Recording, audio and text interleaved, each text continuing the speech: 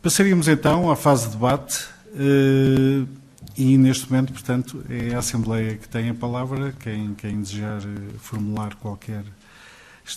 Temos então o Sr. Conselheiro Tomé Gomes, faça favor. Pode o Sr. Moderador estar tranquilo que eu não vou falar de palha. Em primeiro lugar, muitos parabéns por estas 3 excelentes intervenções, na parte que me toca, portanto agradeço o que me permitiu aqui, de facto, também refletir. E gostava de colocar 2 questões, uma de caráter técnico, que me surgiu da intervenção do Sr. Desembargador Inspetor Artur Oliveira, embora eu vou colocar a questão na parte civil, sendo a sua, mas me suscitou esse problema e que já o tive na prática e que eu lançava aqui, até porque alguns colegas também o podem ter, e é bom ir equacionando esse aspecto. E a segunda questão será relacionada com esta questão de não haver remédio para a questão da entropia das alegações, provocada pelas alegações. Quanto à questão técnica é o seguinte, é o problema da regra da substituição e de saber quando é que o Tribunal de Recurso se substitui em caso de causa tida por prejudicada. Concordo, de facto, com a regra de que há essa possibilidade de substituir uma das partes e garantir-lhe o contraditório. No entanto, eu tive uma situação que me deixou dúvidas e que optei por uma determinada linha, que foi uma questão de uma providência cautelar, já ainda na relação, providência cautelar de suspensão das deliberações sociais, e em que a primeira instância apreciou os factos, considerou os factos provados, eram factos ainda extensos, e acabou por decidir que havia caducidade da previdência. Não conheceu, portanto, do fundamento da pretensão. No recurso, nós entendemos que não procedia à caducidade. E punha-se o problema. E agora vou conhecer do direito ou não. Regime da substituição, questão só de direito, os factos estavam fixados. E andei a pensar e cheguei a esta conclusão. Mas, afinal, eu decido e depois como é, ele poderia querer impugnar a matéria de facto. Porque a questão não se colocou, uma vez que a questão do recurso era só a caducidade. Ainda pensei se colocaria às partes a questão de saber se queriam pronunciar e se nada dissessem. Dizer, sim senhor, não disse nada, não quero... Achei que era traiçoeiro, porque a parte se calhar não se ia perceber disso. E, portanto, nessa solução, o que optámos, o que propus no projeto e que acabou por ser aprovado, foi baixar para conhecer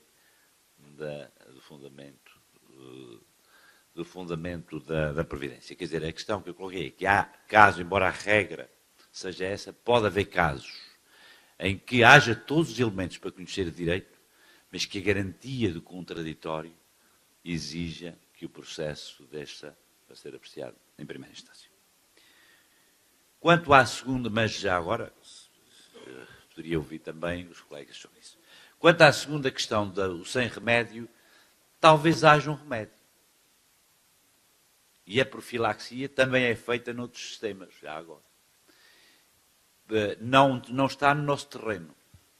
Ou melhor, não está no nosso terreno comprometermos com a medida. Está no nosso terreno desafiarmos uma medida. Porque é que não se pensa em suscitar a questão de ponderar, o legislador ponderar, a possibilidade de limitar o acesso dos advogados aos tribunais superiores? Fazendo a devida triagem. Porque, de facto, ainda outro dia tive um caso de uma senhora advogada estagiária, quer dizer, com coisas de lana caprina. De modo que é uma medida política, mas eu acho que é uma medida que nós não está no nosso lado, mas que temos que criticamente suscitar. Há países que não é nada de novidade, porque há países que têm esse sistema de seleção. Se nós mesmo nos juízes temos uma carrada de anos para subir para os tribunais superiores, porque é que também não se... E, aliás, já houve, embora os 10 anos acho que hoje não chega, não é o problema de 10 anos, não é o problema de 10 anos, é um problema de fazer triagem de que alguém que, enfim, faz um curso de aperfeiçoamento na hora dos advogados, por exemplo. Não gostaria de estar muito aqui a desenvolver quais seriam as medidas, mas essa, para não dizer que isto era uma medida platónica, de fazer uma triagem, por exemplo, ter provas, ter trabalhos sobre como é que se faz um recurso, como é que se faz umas alegações, como é que se impugna a decisão de facto.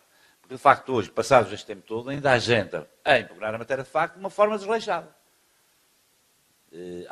E, portanto, acho que é capaz de haver algum remédio. Obrigado. Doutor Oliveira.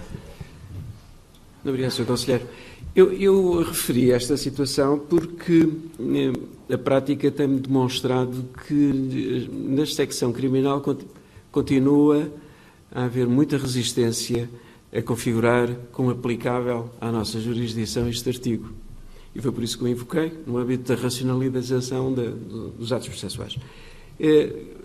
E tanto assim é que ao longo destes anos, alguma vez o fiz, mas tenho de reconhecer que eu próprio omiti, esqueci, ignorei a necessidade de notificar as partes. Não está dentro da nossa mecânica. É mais fácil anular, não é mais fácil.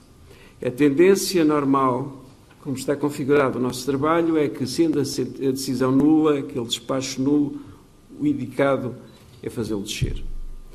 E racionalização, dá-me a sensação que estamos a atravessar agora um momento em que quer as instâncias internacionais, quer os nossos novos códigos de processo dão uma margem, incentivam os tribunais de relação a pôr as mãos na massa, a expressão já foi usada, e acho que é a mais correta. E, portanto, nesse sentido é que eu chamei à colação a necessidade de aplicarmos isto também na jurisdição. Aliás, é isso que se faz também naquela situação que referi e que eu fiz durante muitas vezes, da condenação do arguido que vem absolvido à primeira instância. Abríamos a audiência, a maior parte das vezes pública, naturalmente, a maior parte das vezes o arguido comparecia, estabelecíamos ali um contacto com ele, procurávamos saber em que condições é que estava a vida dele. Quando não vinha o arguido, tínhamos necessariamente que enviar o processo à primeira instância. Mas confesso, a minha experiência pessoal, é que este artigo e este princípio de substituição não tem uma força muito vincada nas secções criminais.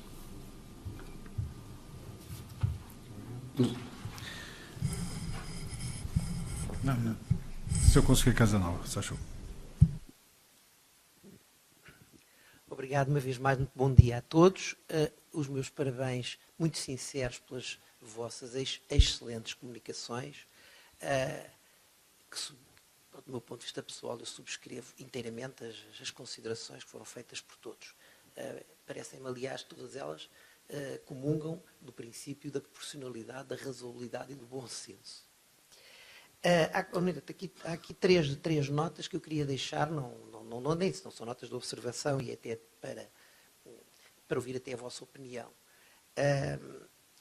E até lembrar, digamos, algumas práticas que são feitas e que aqui não foram abordadas e gostava de ouvir a vossa opinião. Mas antes disso, ainda sobre a questão da prova e da apreciação da prova, há um aspecto que de facto que tem que pensar e que é uma questão de iure condendo, mas que o Conselheiro Abrantes Geraldes também focou muito bem.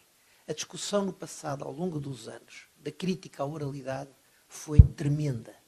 Tremenda, quer dizer, há centenas de artigos, digamos, e toda a advocacia e todo o mundo, e foi, digamos, o sistema foi admitindo o regime da oralidade por, de facto, creio eu, mas nunca vi escrito, mas creio que talvez tivessem pesado dois tipos de considerações no passado. As questões tinham a ver com uma determinada forma de entender o prestígio da autoridade, eu não diria dos tribunais, eu diria da autoridade, e questões, esta nunca vi referida, mas eu sinto, de natureza orçamental. De facto, um regime de oralidade é um regime extremamente económico. Bom, mas é um regime económico, mas embora esta nunca tenha visto escrita. Agora, o que eu penso, sinceramente, é que uma alteração na lei, e nós temos de facto todos que pensar em contribuir para uma alteração na lei, terá de passar por não pode passar por suprimir o registro da prova. Eu julgo que isso é um dado adquirido fundamental e que terá de permanecer. Criticou-se, de facto, a supressão do coletivo, e aqui também estão questões de ordem de eficácia e também orçamental, mas admito, de facto, a possibilidade de um dia se reintroduzir o coletivo e estabelecer, mas aqui com limites muito apertados, o recurso talvez numa forma correspondente ao que se usa em penal, no erro notório da apreciação da prova, mas aqui mesmo para casos, digamos, de notoriedade, casos fundamentais e que, portanto, tudo mais ficaria excluído, mas nunca se pode fechar a porta completamente ao recurso. Mas isto é um aspecto a pensar. Eu, aliás, sobre isto pensei uma vez, mas tenho hesitado se não se poderia também, no caso de confirmação do recurso, ser feita a decisão apenas pelo juiz relator, mas isto levanta problemas muito complicados de articulação com a reclamação para a conferência e quase nos levariam, digamos, a estabelecer que os recursos seriam necessariamente e na totalidade apreciados pelo juiz singular, só havendo recurso para a conferência, no caso de questões de direito, mas eu tenho algumas dúvidas sobre isto, foi uma ideia que me passou, mas que não tenho, de facto, muito pensada. O outro ponto que eu gostava aqui de dizer, que é um ponto prático, e é evidente que isto não põe em causa, digamos, a liberalidade e o princípio, digamos, liberal na nossa prática corrente, mas é extremamente útil, antes de enviar o processo a vistos, o relator elaborar o projeto de acórdão e entregar aos colegas, isto na medida do possível, na medida evidente do trabalho de cada um, porque muitas vezes sucede, comigo sucedeu-me na relação, essa prática não era usada na relação, pelo menos na secção onde eu estive. Eu fazia, mas digamos, muitos colegas não faziam, mas no Supremo, pelo menos na secção onde eu estou, é feito pelos meus colegas, que é de facto o relator elaborar o projeto de acordo. Isto tem muitas vantagens, porque a mim acontecia-me com muita frequência, e suponho que a todos na relação, eu lia o processo, via o processo a vistos, analisava, eu tirava as minhas notas e depois deparava-me no acórdão com umas observações ou uma nota que me tinha passado, eu não tinha visto, ou era algo que não tinha previsto, eu tinha que pedir outra vez o processo para ver aquilo e discutia, e portanto tudo isto traduz em perda de tempo e a apresentação de um projeto facilita efetivamente. E aqui o relatório deve ser de facto sucinto, mas talvez justifica-se que o relatório, até para a informação dos adjuntos, contenha de facto os elementos essenciais, a indicação da sentença, até porque isto tem a ver com o objeto. Não sei se estarão de acordo na mesa, mas penso que este é um ponto que talvez tenha interessante. E um outro aspecto que me parece que é fundamental, aliás resulta da lei, mas que nem sempre nas relações isto pelo menos era feito, no Supremo sim, sem dúvida, portanto, mas nas relações não era feito, é que é conveniente que os presidentes das secções e das secções cíveis, pelo menos de uma forma sumária, cada juiz no início da secção apresente um sumário ou uma síntese do projeto, e até hoje que a lei dá um comando que eu não considero obrigatório, mas que é no sentido de se elaborar um sumário, nem que seja, digamos, a indicação na sessão do sumário, do sentido de orientação para se evitar o que tem acontecido, embora seja raro, mas tem acontecido, numa mesma secção, preferirem-se logo na mesma secção, muitas vezes até no mesmo dia, de acordo em sentido contrário. Bom, a linha, digamos, crítica e de desprestígio da justiça aqui também se vinca e de facto, esta é uma prática que os presidentes das secções devem evitar, precisamente orientando a secção para a apresentação, digamos, muito simples dos projetos. Era este o ponto sobre o qual queria ouvir a vossa opinião e perdoem-me só a extensão das minhas notas. Muito obrigado.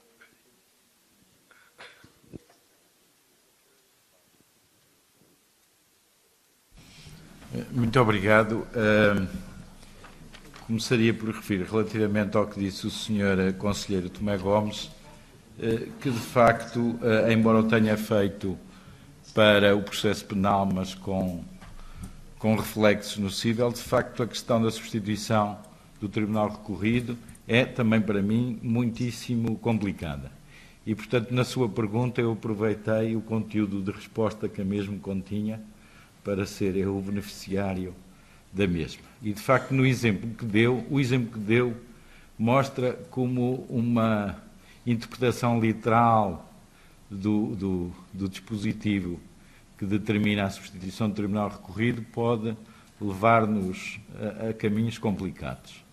De facto, só se entende se a decisão em causa for efetivamente uma decisão final e que, portanto, pressupõe que o processo tem lá tudo. E o ter tudo significa que o tem sem nenhuma perda de garantia das partes, como disse.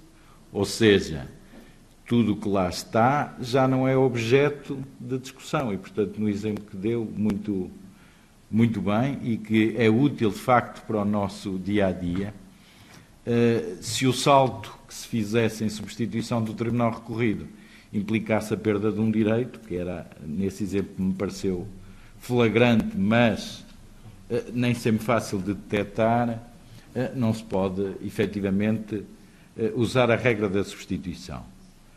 Apenas friso que muitas vezes temos essas dificuldades, é preciso saber exatamente, e creio que isso na lei é claro, mas depois nem sempre é fácil perante os casos concretos, que esta substituição, implicando que tudo está no processo, é mesmo a substituição numa decisão final do processo e não numa decisão interlocutória ou que só aparentemente pareça final, ou seja, ela é final daquele assunto de recurso, mas o tribunal da segunda instância, o tribunal de recurso que se substitui à primeira, só faz sentido essa substituição integral se vai resolver todo o assunto e, portanto, se o que está em causa ou aquilo em que se pode transformar é mesmo a solução final do processo. Gostava de deixar esta nota. E relativamente ao que disse o Sr. Conselheiro Casanova, eu creio que o que referiu realça de facto a importância do trabalho dos senhores desembargadores adjuntos e da necessidade de um relacionamento profissional profícuo, qualquer que seja o método mais adequado para o mesmo ser atingido. Fez referência, de facto, aos relatórios enquanto mecanismo interpartes de melhor esclarecimento, ainda que com o problema de depois se transformarem externamente num conteúdo excessivo para os destinatários. Eu acho que, de facto, a questão é mesmo de conciliação entre os dois propósitos. E aí, eu tive e tenho, porque contarei voltar, uma vez passada esta temporalidade no CSM, dois adjuntos espetaculares que me corrigem sistematicamente as asneiras e até a ortografia, ou seja, isto para dizer que são pessoas que levam perfeitamente a sério a qualidade de adjunto na mesma dimensão de relator. E eu acho que isso é fundamental e é isso que circunstâncias várias, nomeadamente o excesso de trabalho, transformou nos últimos tempos e fez com que, de facto, nas relações não se possa, ou só excepcionalmente se possa ser assim. E dizia eu, portanto, de facto, o relatório que eu faço tem em vista demonstrar aos adjuntos os pontos-chave que é preciso apreciarmos, mas, até para que não ultrapasse a necessidade da síntese, ou tentando isso, pelo menos, na comunicação que estabeleço com os adjuntos, eu envio o relatório por mail, e no mail explico, no meu entender, os problemas são estes, assim, assim, assim. E eles, como são atenciosos, respondem-me: sim, mas se calhar também há este problema assim, assim. E, se necessário, veem o processo, fazem-me perguntas, etc. Ou seja, hoje, através da boa utilização dos meios informáticos, nós temos uma capacidade de diálogo permanente. E, portanto, se nos dermos profissionalmente bem, mesmo que os relatórios, às vezes, denotem alguma exiguidade, que parece surgir para os adjuntos uma surpresa, não tem que ser e não deve ser isso o que se passa, porque há outros meios, sem estarmos fisicamente próximos, de estarmos a tratar dos assuntos. Mas do que retiro das suas palavras e com as quais concordo integralmente, é que, de facto, temos que dar valor ao Tribunal da Relação, ou ao Supremo, está em causa do Tribunal da Relação, enquanto tribunal coletivo. E isso nunca pode ser conseguido se acharmos que o trabalho dos adjuntos é dispensável e que, portanto, as contas das necessidades não têm em conta os adjuntos, ver ou não ver é mais ou menos a mesma coisa. Portanto, esse caminho é perigoso e não corresponde ao mais adequado para se conseguir o melhor efeito. Obrigado. Não sei se ele... Não. Mais alguém...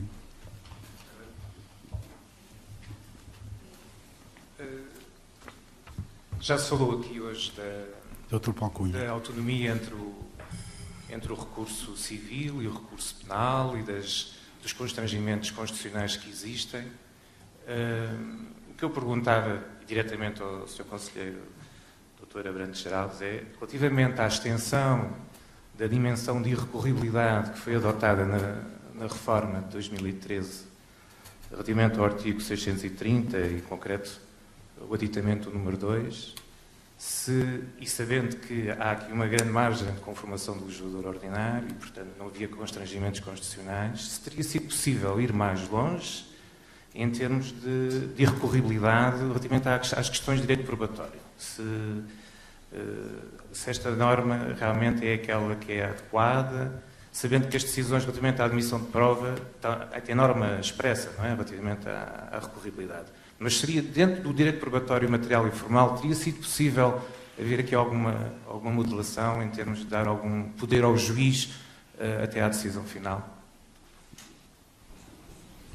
Isso foi discutido. De facto, essa norma ela vem na sequência de uma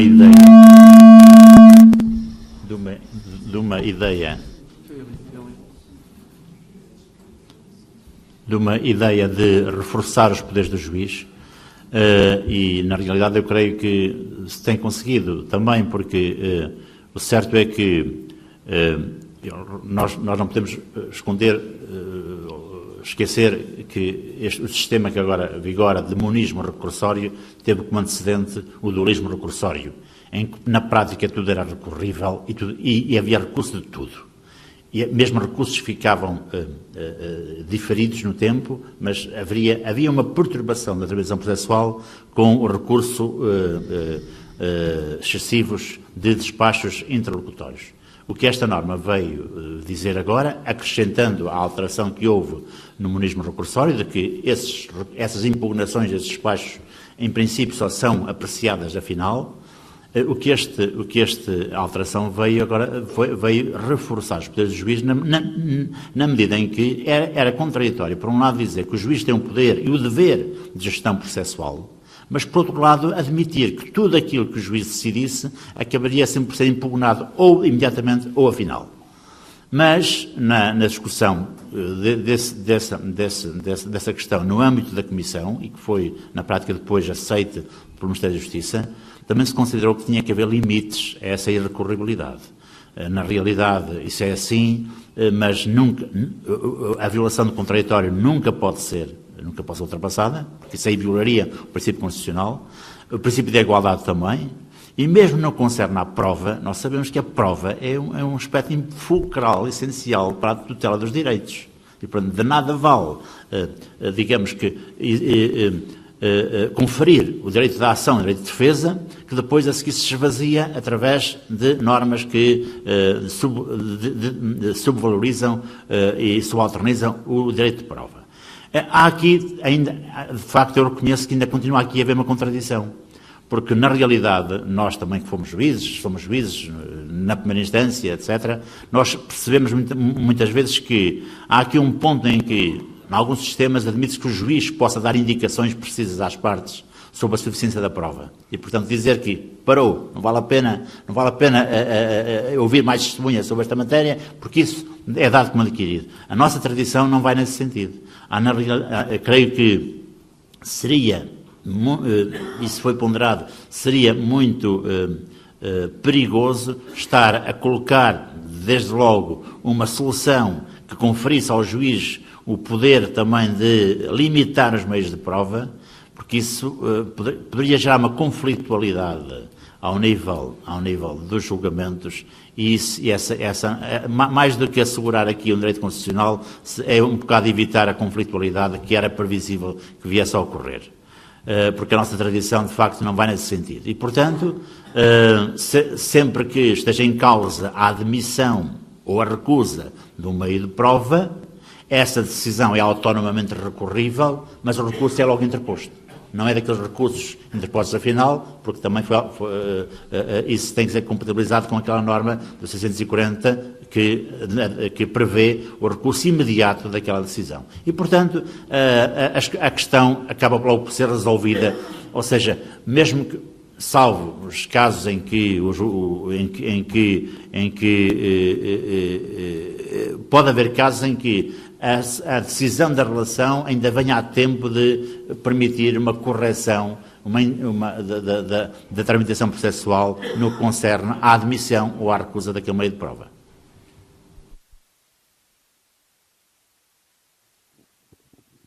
Ainda na mesma temática, eu não sei se isto era o que o Dr. Paulo Cunha tinha em vista, mas o artigo 90, número 3 do CPTA, permite o indeferimento de meios de prova claramente desnecessários.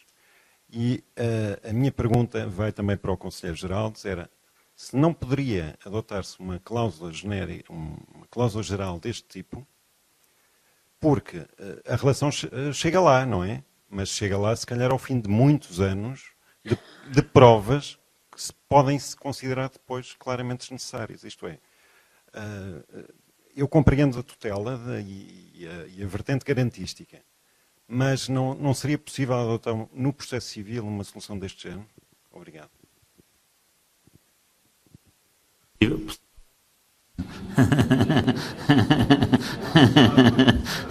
Desde que o legislador queira, não é? Nós aqui nunca podemos esquecer-nos que nós estamos de um lado, digamos, estamos todos no mesmo barco, mas o barco tem vários tripulantes também e portanto, estas medidas, creio eu, nem sequer percebo como é que isso funciona efetivamente, mas percebi um pouco como é que funcionava no âmbito daquela comissão, que aquilo é um jogo de contrapesos, ou seja, há medidas que porventura seriam mais amigas dos juízes, outras são mais inimigas dos juízes ou dos advogados, e portanto naturalmente que aqui é uma questão de dosear o sistema, e por aí. Certo é que há ordenamentos jurídicos onde é conferido ao juiz esse poder de limitar os meios de prova, é verdade, o sistema anglo-saxónico também prevê isso aí, na Alemanha creio eu que também assim é, mas a nossa tradição não foi nesse sentido ainda, e eu, por aquilo que eu vejo, dificilmente eu vejo que a advocacia permita que na Assembleia da República ou no Governo, etc., passe uma medida nesse sentido.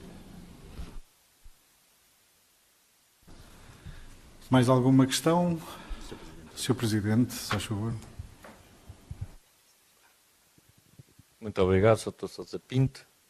Eu suponho que estamos no final e eu, para além de uma outra nota de muito pormenor relativamente a esta discussão tão interessantíssima, por exemplo, a forma como o senhor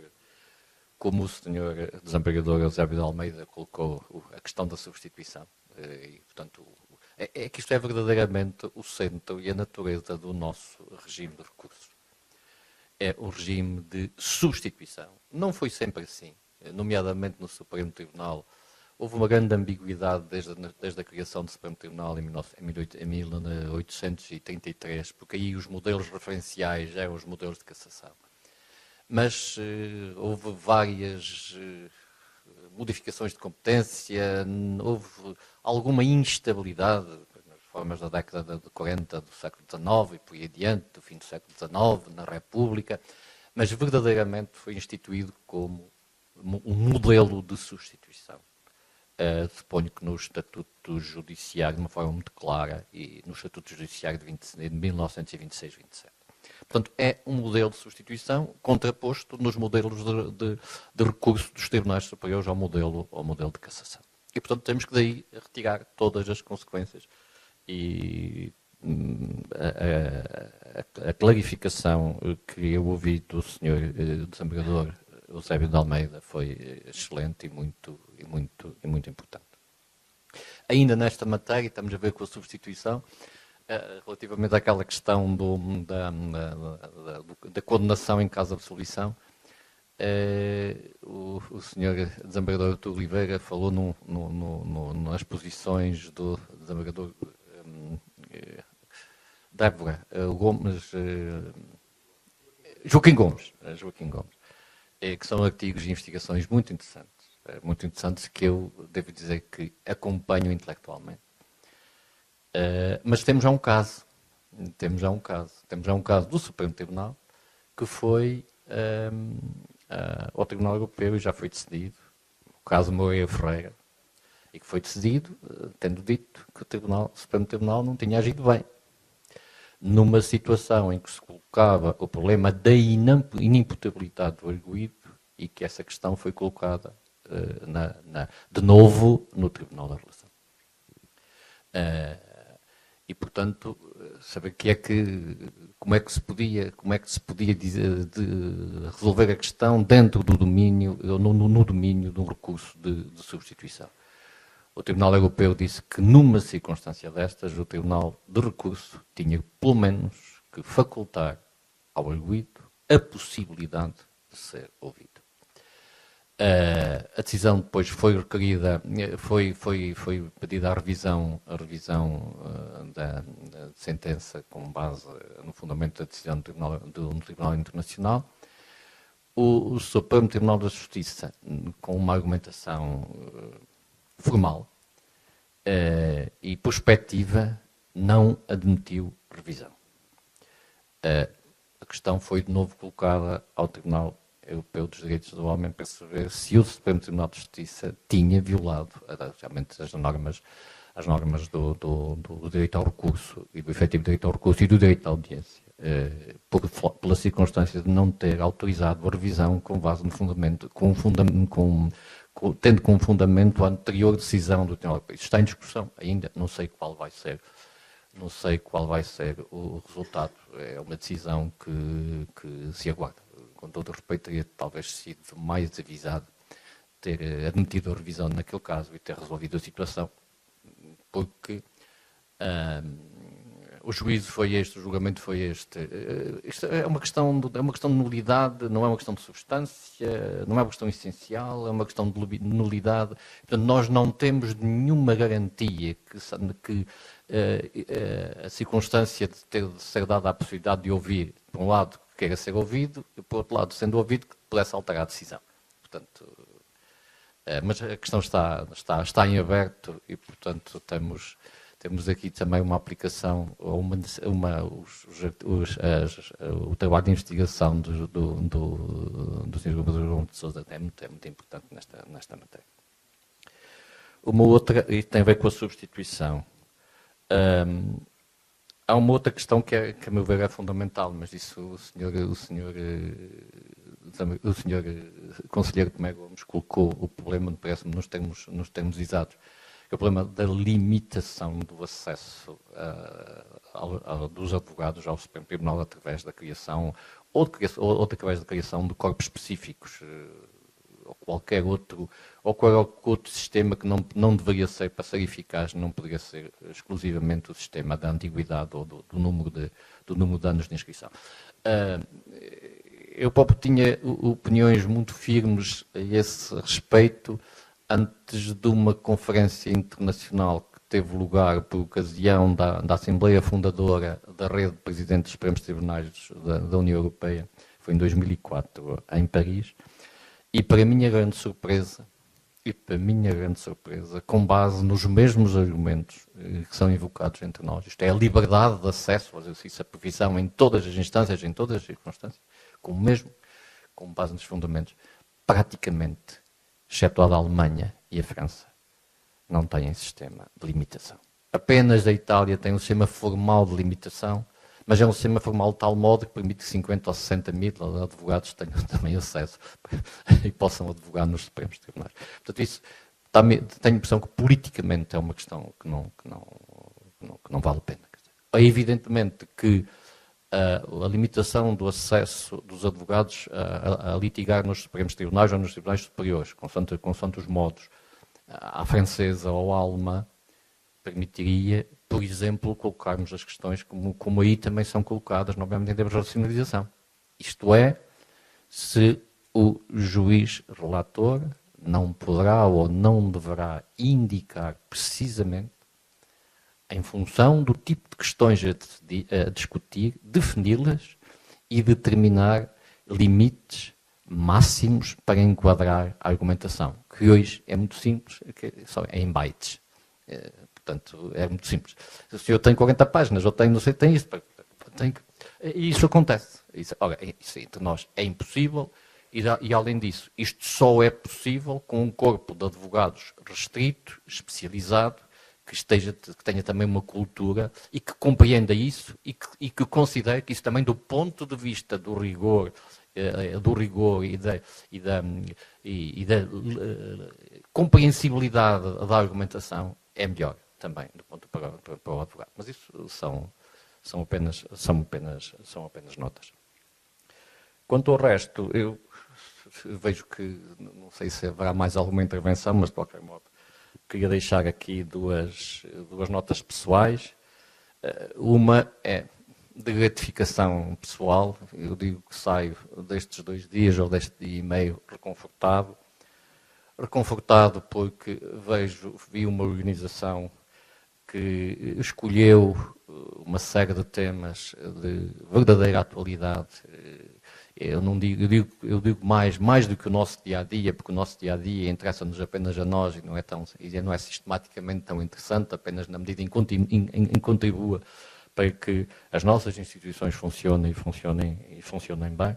Foram temas muito, muito acertados neste momento e, para além disso, e quando se escolhe um tema para um encontro destes, corre sempre o risco de atingir ou não atingir as finalidades. Porque isso depois já foge, são questões que já fogem das mãos do Criador. E as finalidades, eu vou muito reconfortado com isso, porque as finalidades parecem que foram totalmente alcançadas pelo nível, pelo interesse, pela densidade, pela troca de experiências, pelo que pudemos todos aqui sentir e partilhar. As finalidades foram totalmente realizadas com um excelente nível de todas as intervenções, na compreensão profunda do que é que se pretendia com esta organização, na compreensão total dos temas e do modo como deviam ser tratados os temas que foram escolhidos para este Congresso. Por isso, agradeço-vos a todos os que intervieram, os senhores conselheiros e juízes desembargadores que intervieram hoje, também os senhores juízes e todos os que tiveram intervenção nas sessões de ontem. Agradeço-vos pelo reconforto com que eu daqui saio. Muito obrigado a todos.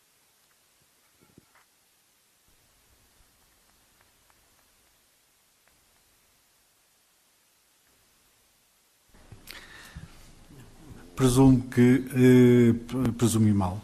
Era uma presunção ilidível. Faz favor. O Sr. Conselheiro João Miguel, diretor do Centro de Estudos Judiciários, faz favor.